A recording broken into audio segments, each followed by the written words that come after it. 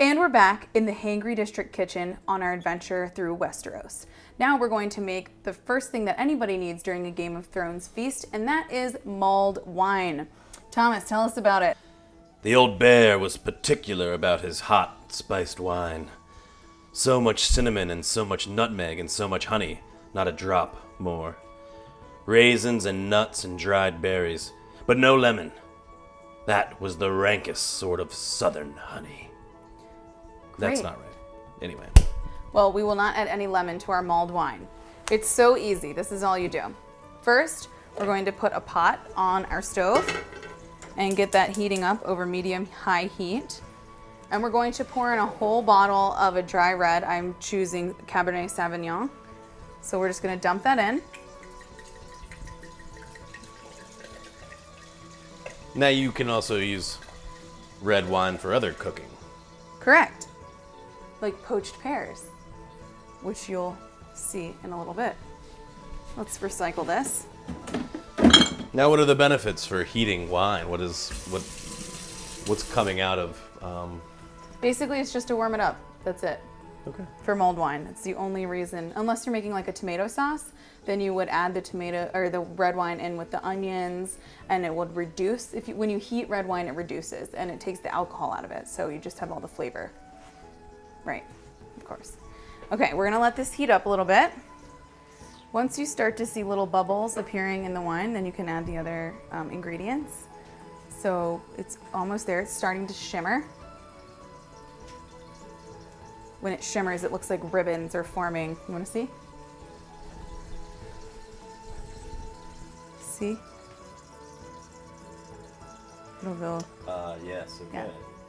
So we know that that's heating up and we don't want it to burn. So we're going to go ahead and add the rest of the ingredients. The first we're gonna add is the dried cranberries and golden raisins. Then some slivered almonds. And we're going to add the, what is it called in Game of Thrones land? Galangal. No, the whole spice mixture. Poudre douce. Yes, poudre douce, which is basically cinnamon, galangal, or ginger root, cloves, and nutmeg. So we're going to add a generous helping of each of these things. This is what gives the mulled wine its flavor. So it's about 2 teaspoons of each. Lots of cinnamon, lots of nutmeg. The exact right amount, you mean? Yes, the perfect amount. Yes. We're gonna add in some whole cloves. I do like and some ginger cloves. root. Oh yeah? Okay. Do you know the origin countries for all of these various spices? Yeah, I do. Where do cloves come from? Westeros. So then we're gonna finish it off with some honey because the Hound loves his mulled wine with honey. It's not in the recipe, but we wanna make sure to keep him happy. Right, Lord Thomas? Always good to keep the big angry people happy. If you can't stab them in the back, that is.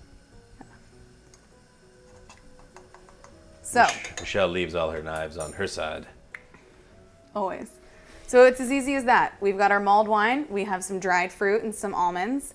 We've got our spices. We're gonna bring it up to a simmer and then just let it reduce for about 20 minutes on very low, and then we'll spoon it into our Game of Thrones chalices and cheers.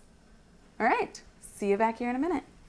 So our mulled wine has been simmering for 20 minutes and we have ladled it into our chalices, of course. We've got some plump golden raisins and dried cranberries now since they've been soaking up all that wine, and some toasted almonds. So to Lord Thomas and to all of you in Game of Thrones land, cheers. Do they have a cheers in Game of Thrones world? To not dying. Great. Thank you for your help, Lord Thomas. Of course. Glad Right, I can cheers. enjoy this. Okay. I'm so scared. Is it hot? Yes, it's very hot, but I think it's actually how you want it. Just take a little, like drink it like coffee. Yeah, Oh just my a little gosh. So I was very skeptical of the almonds and all of the dried fruit. I just am not like a huge dried fruit person, and this is phenomenal. If you're having a fall party or you're getting ready to rewatch all the Game of Thrones this winter, definitely serve up some hot mulled wine, just like the Hound would have it. No lemon, lots of honey. Thanks for watching. Make sure you subscribe to my YouTube channel and keep up with the rest of the Game of Thrones series next week.